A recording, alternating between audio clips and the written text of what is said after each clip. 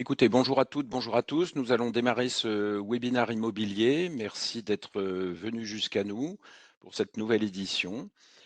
Aujourd'hui, un tout petit changement de programme puisque dans les invitations, nous avions annoncé la venue de Fabrice Lombardo, qui est membre du directoire et qui malheureusement a eu un impondérable personnel et tout à fait légitime.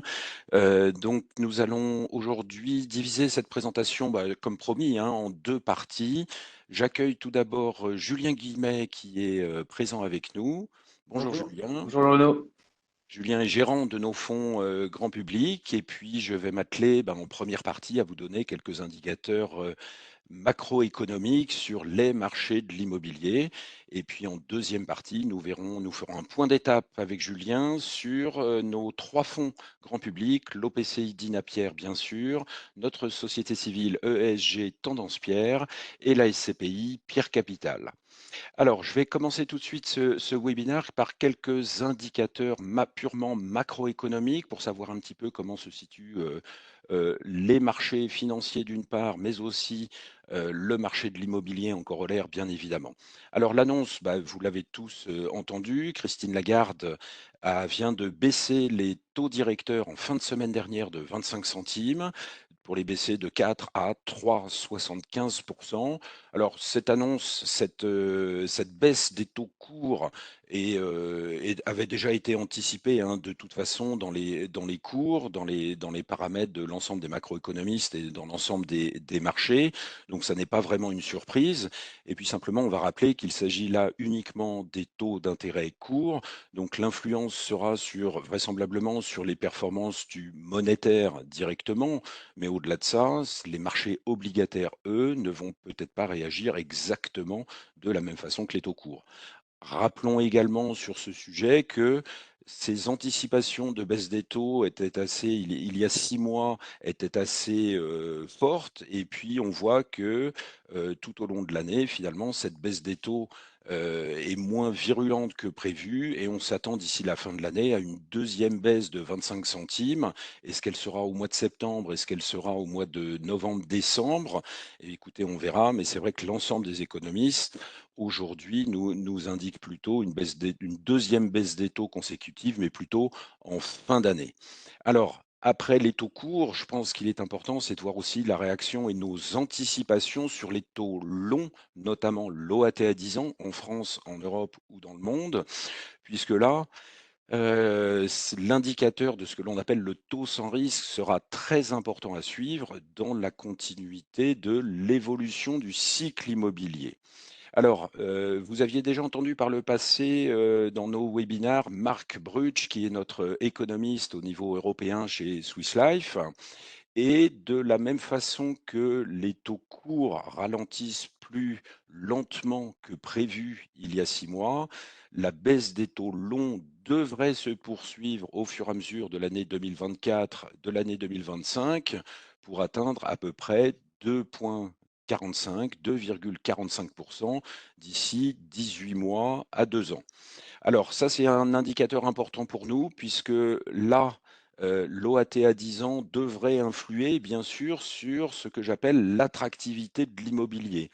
En effet, plus les taux longs viendraient à baisser, plus les investisseurs devraient revenir sur des marchés un petit peu plus risqués tels que le marché de l'immobilier ou les marchés actions pour aller chercher du rendement supplémentaire par rapport à la baisse des taux longs. Donc nos anticipations restent baissières sur l'OAT à 10 ans, ça c'est important. Ça va se traduire dans le temps, même si suite aux élections qu'il vient d'y avoir en France et en Europe, il y a un petit épiphénomène, une petite réaction épidermique de hausse des taux longs. Néanmoins, ceci devrait s'amenuiser dans les mois, voire les années à venir. Voilà, donc anticipation baissière à moyen terme sur l'OAT à 10 ans, le taux sans risque, ce qui devrait redynamiser l'ensemble des marchés immobiliers en France et en Europe. Alors, pour poursuivre sur la partie macroéconomique, je crois qu'il y a aussi quelques indicateurs qui me semblent importants. Ce slide, je vous le montre, assez régulièrement, hein, lors de nos webinars. Il s'agit de l'évolution des taux prime, donc les meilleurs emplacements dans chaque catégorie, locaux d'activité, logistique, boutiques Paris Intramuros ou les bureaux dans les plus beaux quartiers d'affaires parisiens.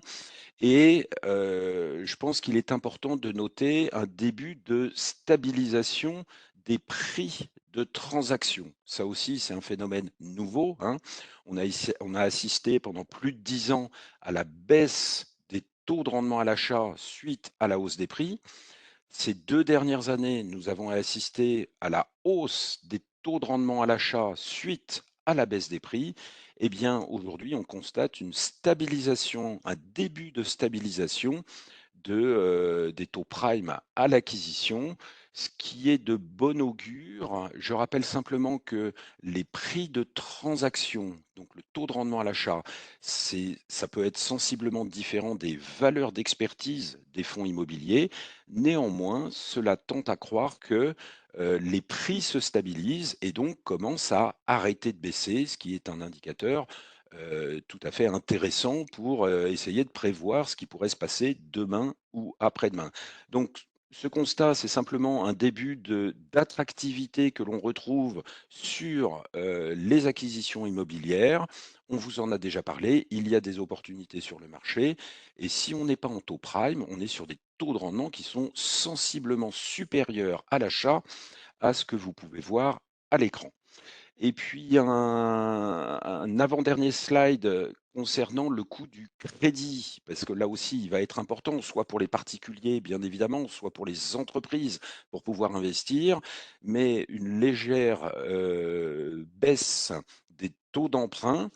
Donc on emprunte moins longtemps depuis quelques mois et surtout on emprunte un petit peu moins cher.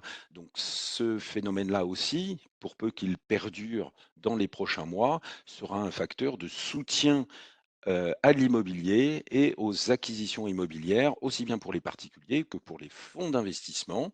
Si les taux d'emprunt moyens continuent de baisser, cela veut dire que demain ou après-demain, on pourra peut-être réemprunter à nouveau lors de nos acquisitions pour faire encore une fois augmenter le taux de rendement.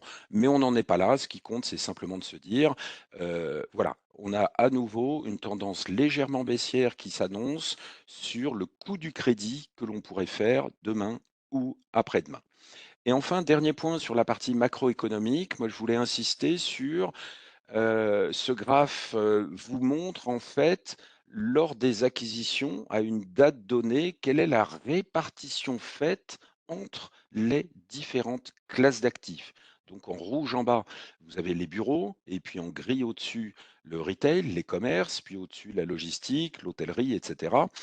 Ce qui est important de noter, c'est que nous assistons à un véritable phénomène de diversification très, très fort entre toutes les classes d'actifs. Je rappellerai peut-être qu'il y a 15 ans, quand on parlait allocation d'actifs immobilières, ben, dans les fonds immobiliers, on parlait bureau, commerce. Et quand on parlait fonds diversifiés dans les années 2010, un fonds diversifié en immobilier, c'était un mix entre 80 de bureaux et 20 de commerce.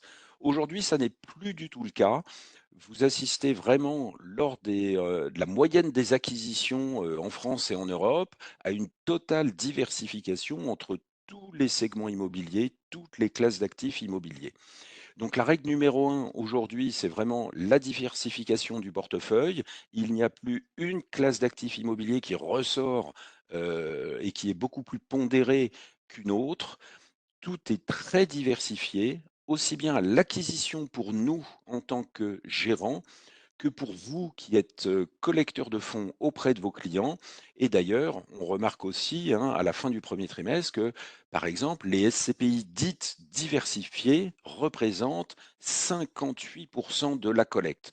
Donc, pourquoi ce phénomène? Tout simplement parce que bien malin est celui qui pourrait dire que le bureau rapporterait plus que le commerce ou que la logistique rapporterait plus et plus intéressante que la santé, le résidentiel ou autre. Donc, avantage au portefeuille complètement diversifié. Et je rappelle quand même à ce titre que, alors, ça n'est pas qu'une tendance de marché, c'est aussi la gestion que nous avons toujours voulu appliquer dans tous nos fonds immobiliers. Donc voilà, en brève synthèse, bah, la situation commence à s'améliorer. Les prix, de transactions se stabilisent.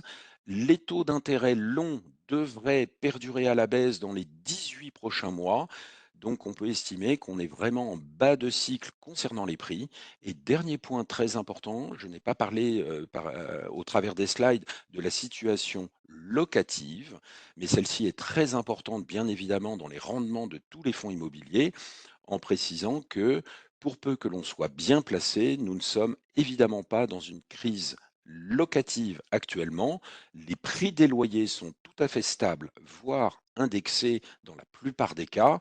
Les taux d'occupation généraux, pour peu que l'on soit bien placé, encore une fois, sont tout à fait intéressants et restent probants dans la performance de l'ensemble des fonds immobiliers. Donc pas de crise locative. Oui, les prix ont baissé.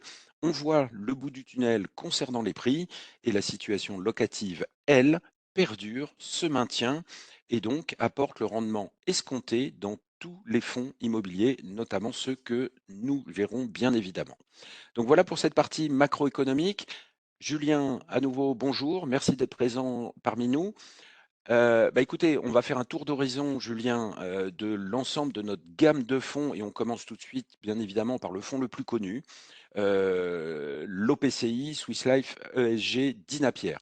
Alors, peut-être pour commencer, Julien, et tout simplement, pouvez-vous nous faire un point d'étape sur l'OPCI Dinapierre? Rebonjour Louis Renaud et bonjour à tous ceux qui nous font, l'honneur d'être avec nous ce matin, et merci. Hem, Dina Pierre a connu en 2023, comme tu le rappelais, compte tenu du contexte de remontée rapide, des taux directeurs. Tout le monde sait, je ne vais pas revenir dessus, que cela a, ralenti fortement le marché de l'investissement, cela a apporté des corrections sur les valeurs d'expertise et compte tenu que le PCI est un produit mark to market, les valorisations des expertises ont impacté instantanément la valeur liquidative, d'où les résultats en 2023 qui n'étaient pas satisfaisants. Début 2024, en year to date, c'est-à-dire à date, on est à moins 2,57%, donc on n'est toujours pas sur des résultats satisfaisants. En revanche, ce qu'on peut dire, même s'il faut rester prudent, c'est que, comme tu le dis, on voit une stabilisation des valeurs d'expertise qu'on commence à constater. Donc ça, c'est une bonne nouvelle. Cela s'explique effectivement par un retour de confiance avec la stabilisation des taux directeurs. La décision de Christine Lagarde de baisser de 25 bips récente va continuer de rassurer et de reconstituer des primes de risque qui va permettre de continuer de stabiliser le marché de l'investissement et permettre de redonner de l'allant sur ce produit qui a des qualités. Mais effectivement, il faut rester prudent. euh, mais voilà, c'est quelque chose qu'il faut qu'on prenne en compte. Et on va en parler, j'imagine, dans tes prochaines questions pour voir qu'est-ce qu'on peut, qu'est-ce qu'on peut imaginer pour la suite. Oui, tout à fait, Julien. Et juste une remarque peut-être complémentaire concernant la valeur liquidative. Hein, vous l'avez à l'écran et elle est depuis le début de l'année. Rappelons-nous aussi ce qu'avait dit Fabrice Lombardo lors du dernier webinaire il y a à peu près 6 mois. Il nous avait dit l'OPCI d'Inapierre, de toute façon, la valeur liquidative va commencer à se stabiliser. Et très clairement, c'est ce que l'on constate depuis quelques semaines. Et je pense que c'est un point important. Julien, pour revenir sur l'OPCI, néanmoins, on a évidemment des clients qui sont, inquiets, échaudés, par les 2 dernières années, dans un contexte encore une fois compliqué. Mais, surtout, est-ce qu'il y a encore des rachats sur l'OPCI d'Inapierre? Ah oui, alors très clairement, nous avons encore des rachats. La performance assez erratique depuis 2021, suite à la crise sanitaire, a incité certains investisseurs effectivement à vendre. Euh, alors comment on y répond? Déjà, on a une poche de liquidité, puisque l'OPCI a vocation à assurer sa propre liquidité. Donc déjà, cette poche de liquidité permet de gérer une partie de ces rachats. Par ailleurs, nous avons mis en place un plan de cession. Nous avons vendu autour de 185 millions d'euros d'immobilier, avec la volonté qui était toujours de le faire dans les intérêts des porteurs de parts. Ça veut dire euh, trouver des actifs qui vont trouver, dans ce contexte qui n'est pas simple, une attractivité pour les vendre dans de bonnes conditions. Et c'est ce que nous avons fait. À ce jour, les 185 millions d'actifs que nous avons vendus, nous l'avons fait avec une décote. Alors, il faut être, on va dire, modeste dans le contexte, il faut être humble. C'est pas facile. Nous avons vendu avec une décote de 6% par rapport aux valeurs d'expertise. Et surtout, ce que nous avons réussi à préserver, ce qui est très important et toujours dans l'intérêt des porteurs de parts, c'est de préserver une qualité intrinsèque de portefeuille qui passe par le fait d'avoir une diversification géographique et typologique et de la préserver. Et on le voit à l'écran, je ne vais pas la redétailler, mais on voit que suite à ces 185 millions de rachats, on préserve cette diversification sur le graphique sur votre gauche, on voit qu'on préserve une diversification typologique et géographique. On a préservé 5 pays dans lesquels on a investi. Et ça, c'est très important pour préserver la confiance sur ce fonds parce qu'encore une fois, la volonté est et d'avoir un portefeuille qui continue d'être qualitatif sur la poche immobilière. Et ça, c'est très important. Par ailleurs, nous avons mis en place également un gating. Un gating, ça permet de gérer les rachats avec une autre temporalité. Ça permet de lisser un peu dans le temps les rachats que nous devons honorer. Cela nous permet de continuer à vendre dans l'intérêt des porteurs de parts et de pouvoir timer les sessions dans le temps pour répondre à ces demandes de rachat. Donc, c'est dans l'intérêt des porteurs de parts qui veulent rester parce qu'on essaie de vendre dans les meilleures conditions. Et ça permet également, pour ceux qui souhaitent sortir, de continuer d'honorer des rachats, mais avec une temporalité qui est un petit peu étirée dans le temps. Voilà ce qu'on a comme solution aujourd'hui pour gérer le contexte qui est inédit. On avait cette remontée très forte des taux d'intérêt, c'est quelque chose d'inédit et on essaie de le gérer de la meilleure des façons et de l'intérêt des porteurs de parts. Merci pour ces informations, Julien. Alors du coup, voilà, on sait qu'on a un portefeuille qualitatif. On sait aussi que le taux d'occupation, parce que l'objet est bien sûr de capter des loyers comme tout fonds immobilier. Donc on a des beaux emplacements. Nous avons un portefeuille qualitatif. Pour corroborer avec mes propos, nous avons un portefeuille qui reste très diversifié et sur les différentes typologies et au niveau géographique également. Le taux d'occupation financier reste tout à fait excellent sur l'OPCI Saint-Pierre. Maintenant, comment vois-tu la suite de l'année pour rassurer effectivement l'ensemble des porteurs de parts? Voilà, Quelles alors, sont nos perspectives, on va dire, pour les 6 prochains mois? encore une fois, restons prudents. Tu rappelais également le contexte politique qui, euh, qui amène un peu de tension sur les taux à 10 ans.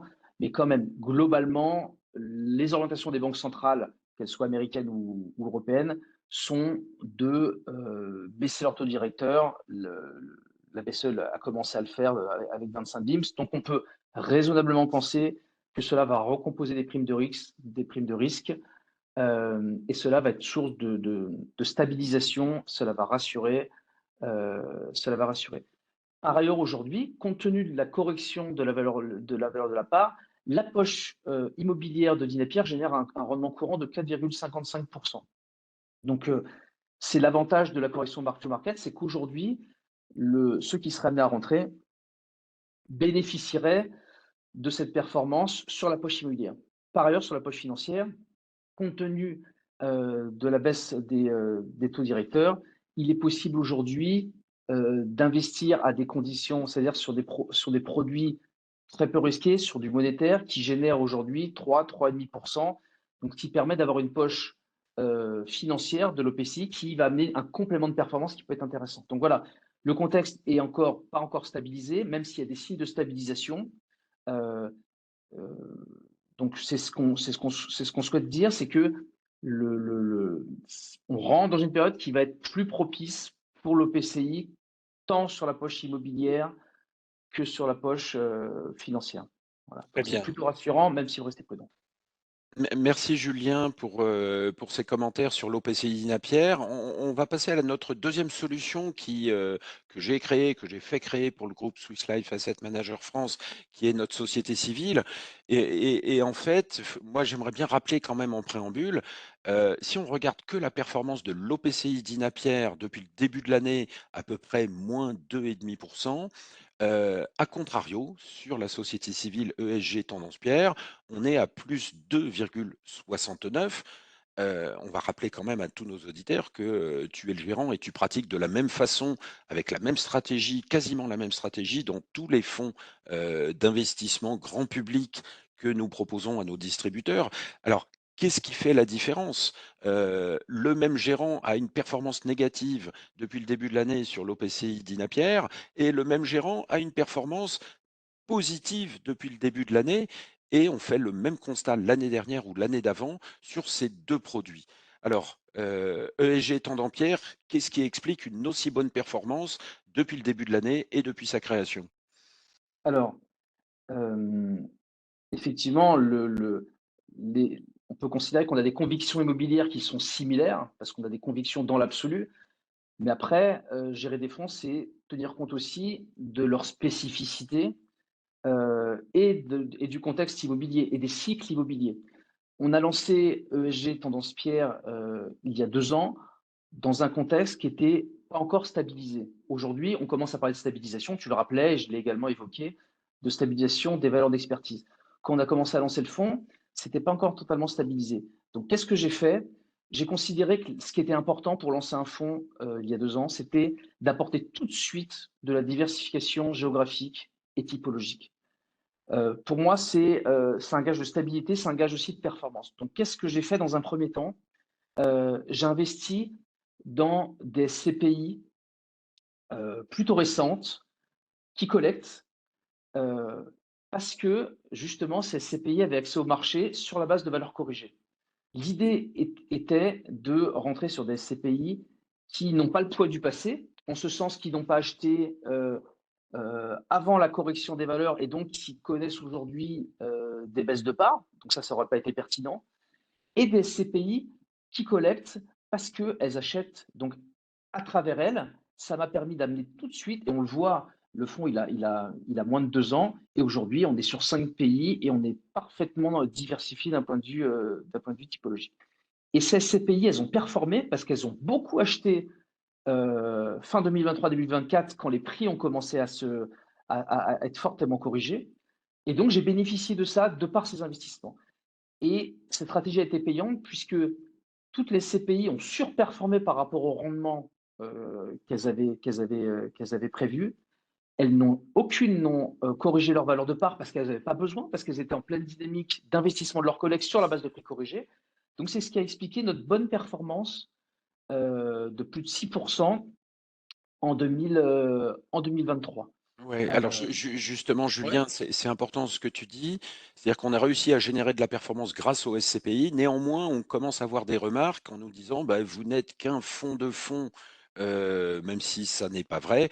Par rapport à ça, quelle est la stratégie d'aujourd'hui, depuis le début de l'année, justement pour continuer d'apporter de la performance positive à notre société civile Tendance Pierre?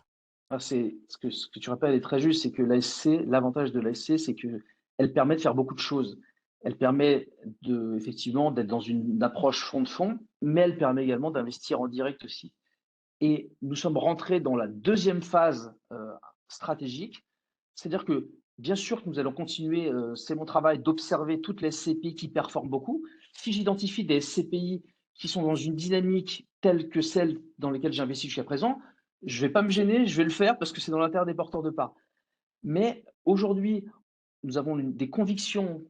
J'ai la conviction que le marché s'est vraiment stabilisé et surtout propose aujourd'hui, on va, j'imagine, l'illustrer dans tes questions suivantes sur qu'est-ce qu'on est susceptible d'acheter, qu'est-ce qu'on a acheté.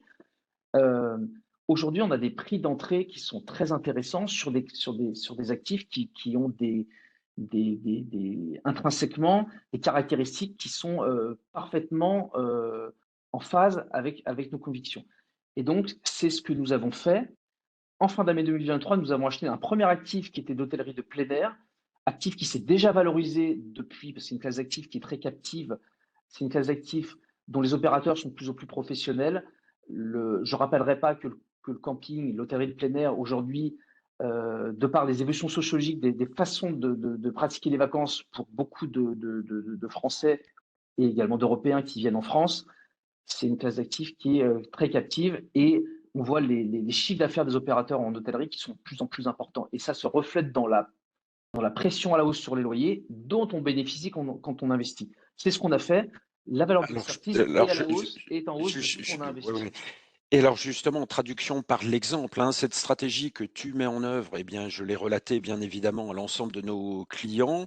Donc cette volonté d'investir en direct depuis plusieurs mois, puisque nous avons du cash en portefeuille, nous faisons de la collecte positive régulièrement. La société civile Tendance Pierre est d'ailleurs depuis le début de l'année la deuxième société civile la plus collectrice sur la place en France. Donc, traduction par l'exemple sur cette stratégie d'acquisition en direct, peux-tu nous parler officiellement cette fois-ci, puisque nous sommes passés devant le notaire, c'est fait, de Ça y est. cette nouvelle acquisition? Oui, donc comme je le disais, après un premier investissement en hôtellerie de plein air, un autre investissement, nous sommes très contents de cet investissement. Hem, Nous nous trouvons, à Roissy, dans une zone d'activité, très dynamique, qui a des locataires de renom tels que Volkswagen, par exemple, qui bénéficient de l'attractivité de l'aéroport pour toute une série d'activités. Donc on a une assise locative qui est très solide et surtout ce locataire, c'est Cima Aero, c'est un fournisseur de simulateurs de vol, partout en Europe pour beaucoup de compagnies aériennes et ils viennent de signer un partenariat exclusif avec Air France pour leur fournir des simulateurs de vol à tous les pilotes. Ils ont investi plus de 100 millions sur cet actif, donc on voit à quel point c'est très rassurant d'avoir un actif dans lequel un locataire investit autant. Ça veut dire il va se pérenniser dans la zone, ça veut dire qu'il n'a aucun, évidemment pas l'intention de partir. On a bail de plus de 7 ans ferme, mais évidemment que le locataire va rester beaucoup plus longtemps. Quand on investit 100 millions, il va rester plus longtemps. Et c'est un rendement grâce à la correction du marché. On investit un actif qui a des configurations très défensives d'un point de vue locatif et qui pourtant est à 7%. Donc c'est parfait d'acheter sur ce profil d'actif. On a un immeuble qui est de 2010, donc qui n'aura pas de pathologie de technique avant très longtemps, qui a un locataire très solide, qui génère plus de 7%. Voilà, on va continuer d'étudier. Swiss Life en plus a des capacités de sourcing qui sont très importantes de par son réseau partout en Europe. Là, c'est en France, demain, ça pourrait être en Allemagne, en Europe du Sud. On va continuer d'acheter des actifs qui répondent vraiment à toutes nos convictions. Et là, on a un exemple.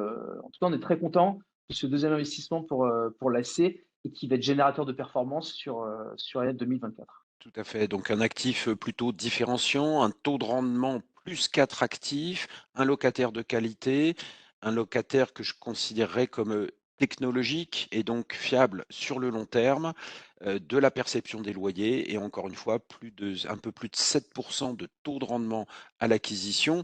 En termes de perspective sur ESG Tendance Pierre, Julien, est-ce qu'on continue dans cette voie-là? Quelles sont les perspectives pour les 6 prochains mois en termes d'acquisition et en termes de performance? Alors, rapidement, ce que j'ai dit, on va plutôt mettre l'accent maintenant que les marchés sont stabilisés sur des investissements en direct, parce qu'on a des convictions, parce qu'on a en interne du sourcing pour y répondre. Et les deux premiers investissements qu'on vient de faire le démontrent et on est très content de ces investissements. On va continuer aussi de regarder les CPI qui sont les plus génératrices de performance et de dividendes, parce qu'on ne va pas s'en priver tout simplement.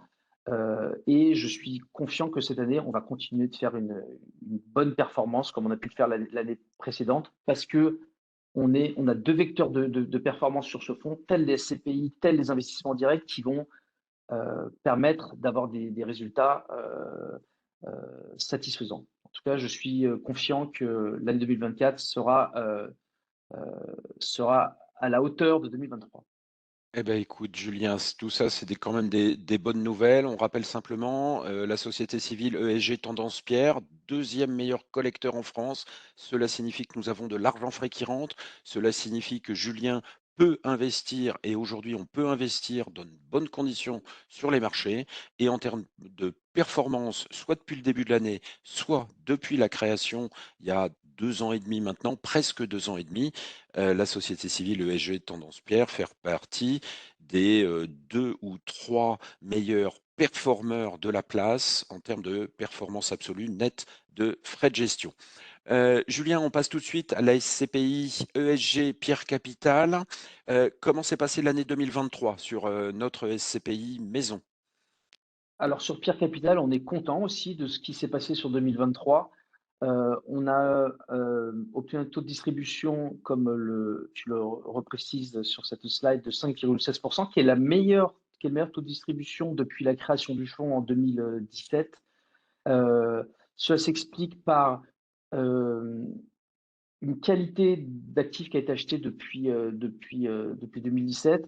On a souhaité acheter des actifs qui sont plutôt urbains, plutôt centralisés, et ça nous a donné raison parce que quand on a vu ce qui s'est passé depuis la crise sanitaire avec les marchés de bureaux périphériques qui ont plutôt souffert, ça, ça a renforcé cette SCPI et ça lui donne une force aujourd'hui qui lui a permis en 2023 de générer un taux de distribution de 5,16%, porté par un TOF de 98% et un taux d'occupation physique de 99%. On a des actifs qui sont captifs, on n'a pas de vacances et, euh, et quelque chose qui est aussi salué et qu'on a mis en place dont on est content aussi, c'est que on est aujourd'hui ISO en termes d'investissement en France et en Allemagne. Et on sait à quel point, d'un point de vue fiscal, c'est très pertinent, puisqu'encore une fois, les revenus, donc aujourd'hui, globalement, 50% des revenus générés par cette SCPI sont allemands. Et ces revenus allemands sont taxés à la source à hauteur de 15-16% en Allemagne et ne sont plus imposés pour le porteur de part. Donc tout porteur de part qui a un taux d'imposition de plus de 15% bénéficie de ce crédit d'impôt en France, puisqu'il ne paiera plus d'impôt en France sur les revenus générés en Allemagne. Donc par rapport à une SCPI investie 100% en France, c'est un facteur différenciant très important et qu'on va continuer de soutenir. Et tous les futurs investissements sur Pierre Capital seront a priori, sauf très bonne opportunité en France, on s'en privera pas. Et a priori, on est plutôt tourné vers l'Europe sur Pierre Capital. Parfait, donc un taux d'occupation financier et physique qui sont, au mieux de ce que l'on peut faire, des résultats de distribution qui ont progressé chaque année ces 3, 4, 5 dernières années. Néanmoins et il y a aussi, la question sur le chat, peux-tu nous parler de l'évolution du prix de la part? Puisque, tout le monde le sait très bien, sur les SCPI, tout le monde n'est pas logé à la même ancienne. Une trentaine de SCPI sur la place ont vu leur valeur se déprécier. Mais c'est vrai qu'il faut constater aussi que ce sont plutôt les SCPI qui sont très grosses d'une part et très anciennes d'autre part. Donc évolution du prix de la part, Julien, que peux-tu nous dire à ce niveau-là?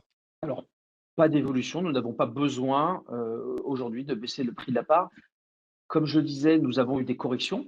Les expertises ont toute classe d'actifs. De toute façon, l'évolution a été se positionner par rapport au marché obligataire. Donc, c'était purement technique. Donc, toutes les classes d'actifs, les générations d'actifs, typologies ont corrigé. En revanche, il y a eu quand même des choses discriminantes qui se sont passées. Les actifs de bureaux, notamment périphériques, ont beaucoup plus souffert. Et nous, le fait d'avoir acheté Paris Intramuros nous a plutôt protégés de ces fortes corrections. On a eu des corrections, mais aujourd'hui, qui sont relativement raisonnables. Et aujourd'hui, on n'a pas besoin de baisser le prix de la part. Parfait. Quelles sont les perspectives, Julien, pour terminer sur notre SCPI Pierre Capital?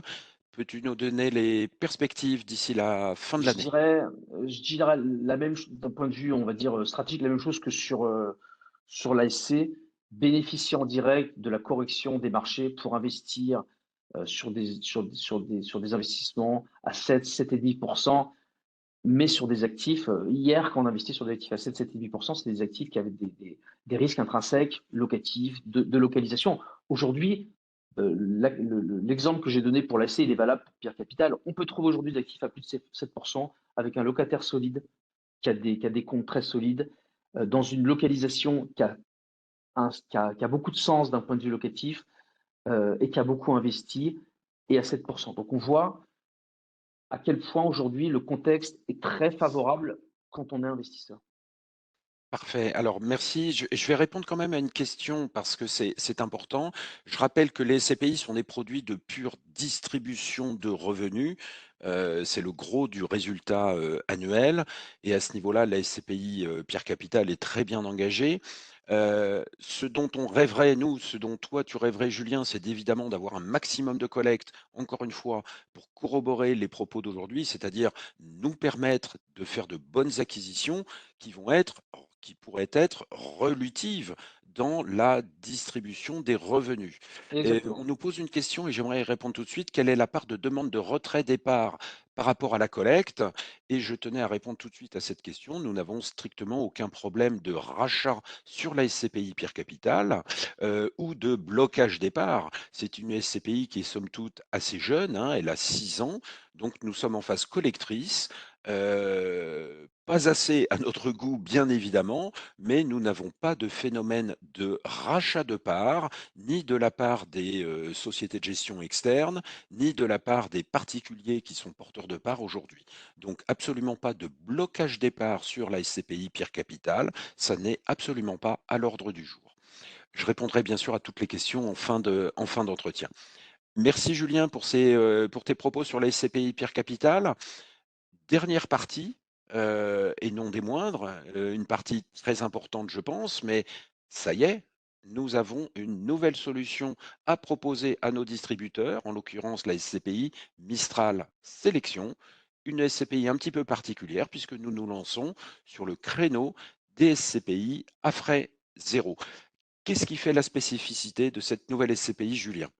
Rapidement, parce que le temps nous est Euh, compté. alors tu as dit ce qui est en somme le plus important d'un point de vue spécificité, en tout cas technique de la CPI, c'est qu'effectivement, elle n'a pas de frais d'entrée. Pas de frais d'entrée, ça veut dire pas de com de souscription.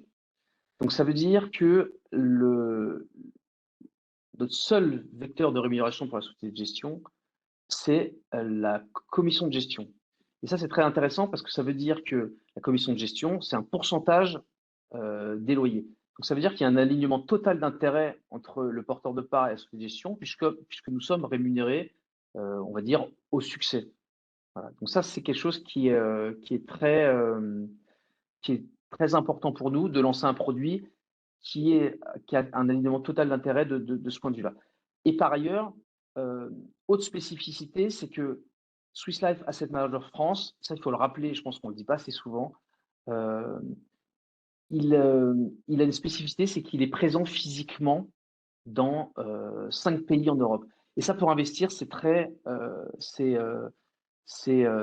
important par rapport à d'autres qui vont être intermédiaires dans des pays où ils ne sont pas. Nous, on a des équipes d'investisseurs, on a des équipes d'asset managers donc qui comprennent les marchés, qui sont capables de les anticiper, de les expliquer.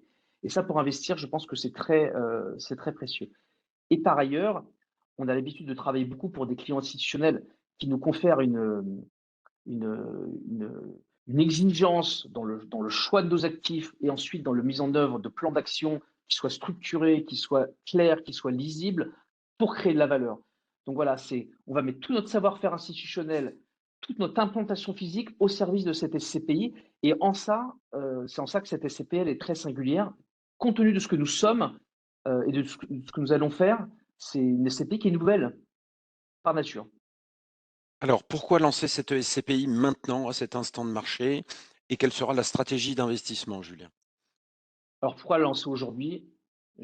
On l'a beaucoup dit, le marché a fortement corrigé et aujourd'hui, il est possible d'investir sur des actifs qui répondent parfaitement à nos convictions et à nos exigences, et nous sommes exigeants, à des rendements qui vont nous permettre de distribuer plus de 6%. C'est notre position. Nous mettons en place une SCPI qui sera en capacité, en tout cas c'est la stratégie que nous mettons en œuvre pour de distribuer plus de 6% avec un TERI à 10 ans de 6,4%. Notre stratégie, autant Pierre Capital, on était sur quelque chose de tout de suite très européen. Aujourd'hui, on va amorcer la SCPI Mistral, même si elle a vocation à être pan-européenne comme Pierre Capital, parce que Swiss Life Asset Managers a une implantation pan-européenne, donc on sera,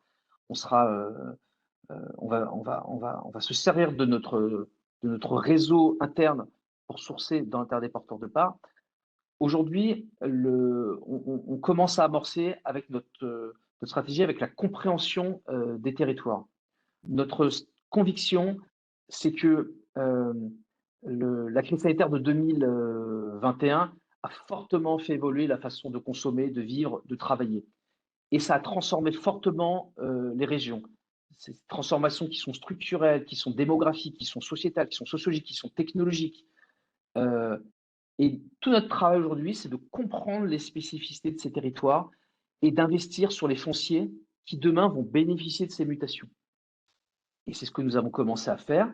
Donc nous allons acheter des actifs qui à la fois ont une capacité de distribution immédiate pour tout de suite distribuer de façon importante aux porteurs de parts, mais que ce soit des actifs qui ne soient pas simplement capables de distribuer parce que le locataire du moment est intéressant.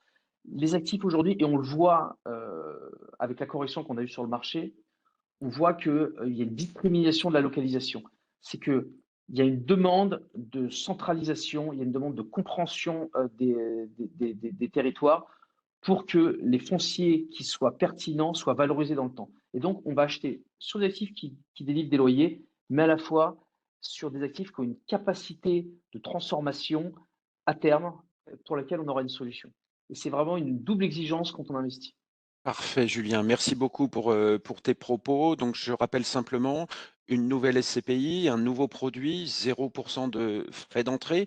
Ça veut dire que le prix de souscription égale la valeur de retrait, donc alignement d'intérêt. Un début de succès aussi en France hein, sur les SCPI à frais zéro, soit pour les distributeurs Internet, mais pour tout type de distributeur. Et je peux d'ores et déjà vous annoncer deux choses. La collecte a démarré depuis 3 semaines maintenant sur la SCPI et elle commence à rencontrer son public. Donc, ça veut dire que la collecte commence à arriver, elle est effective et donc que Julien va pouvoir investir dans de bonnes conditions. Mais on va peut-être pas en dire plus non plus pour l'instant. Voilà pour aujourd'hui. Je tiens à vous remercier. Il y a eu énormément de connectés à ce webinaire. Merci beaucoup. Prochaine intervention, donc je vous rappelle la date, le 4 juillet pour un point exclusivement consacré à notre nouvelle SCPI à frais zéro Mistral Sélection. Je tiens à te remercier, Julien, bien sûr, pour ta Merci à présence toi. parmi nous Merci à aujourd'hui. toi et merci à tous ceux qui nous ont écoutés. Écoutez, il est temps de clôturer ce webinaire. Je vous souhaite une très bonne fin de journée et toute l'équipe commerciale reste bien sûr à votre entière disposition sur tous les sujets de Swiss Life Asset Managers France. Merci à vous, à très bientôt. Merci, à bientôt.